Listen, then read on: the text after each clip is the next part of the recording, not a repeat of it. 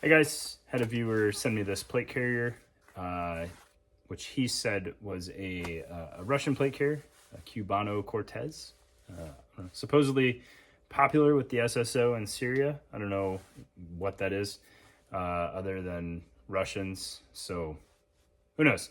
But it's a plate carrier doing what plate carriers do.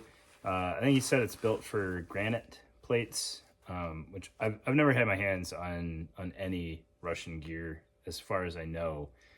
But let's get it on the table and take a look at it. It's mildly interesting in that it doesn't seem to be a steaming pile of poo, and it's doing plate carrier things pretty well. So let's get it on the table. All right, so let's take a gander at this Russian plate carrier here, or a plate carrier that the Russians use, because I don't really understand what's going on.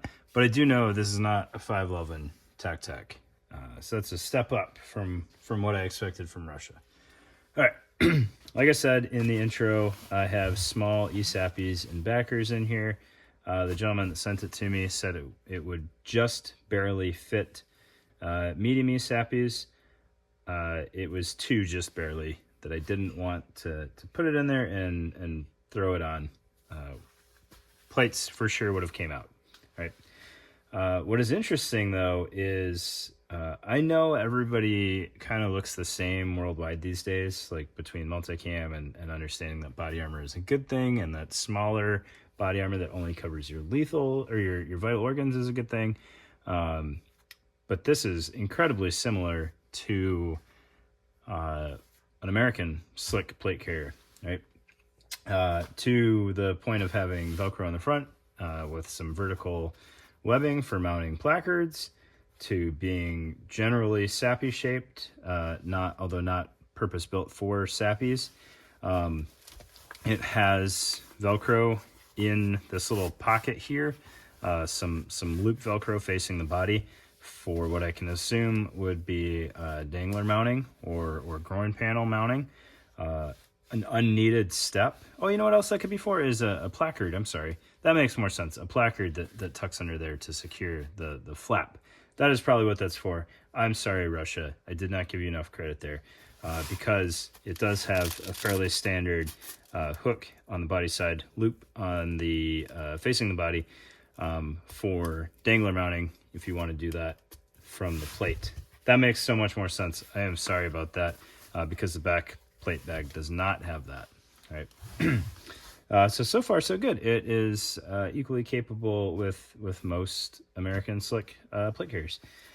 The shoulder straps here are a little interesting in that it is a Velcro sandwich here. So while it gives the illusion of being sizable, it's not readily sizable. So you'd have to open up both top and bottom here and then fold over the length leading from the front plate bag, which we'll do here just to show you that it should work. Let's say we wanted to go real small boy on this.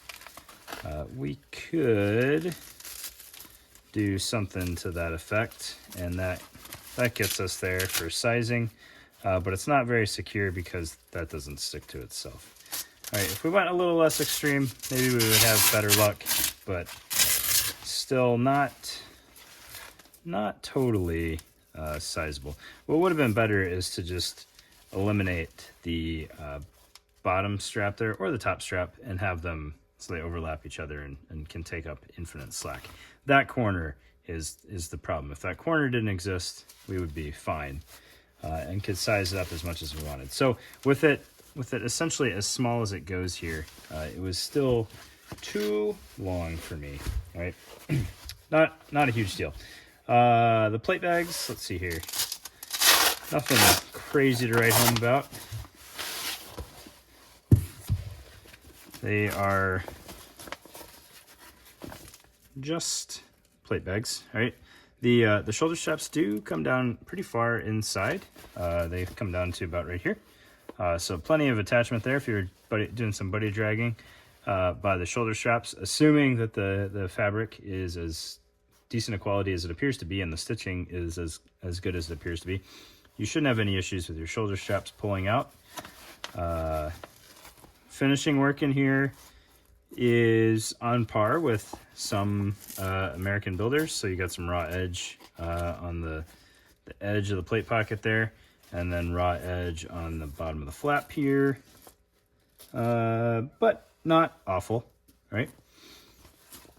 Plenty of dudes do that and get away with it for quite some time. Back plate pocket is essentially a mirror image of the front without the provisions for a placard. And I don't know for sure that I didn't have the cummerbund on backwards. So I put the finished portion on the back and pulled the front, or the double-sided towards the front, but very easily could have flipped that around, which I'm sure is actually how that's intended to be done, so that you can overlap the cummerbund as needed. And then you've got a finished portion up front. But, you know, now that I think about it, both ways have some drawbacks. If you put this on the front, then you can close a placard on it. So I take that back. That's probably how that should be, is like this. So with that in mind, I guess your sizing capability is still the same. You couldn't overlap the pieces in the back, and then on the front, just throwing this thing all over the place, man. If you needed to overlap for whatever reason, you could, but that would really limit your continuity with your placard. But again, if they have a placard that has a flap on it that can secure down here, then it doesn't matter again. I don't know, maybe they thought that through better, and I'm giving them credit for it. Let's see here.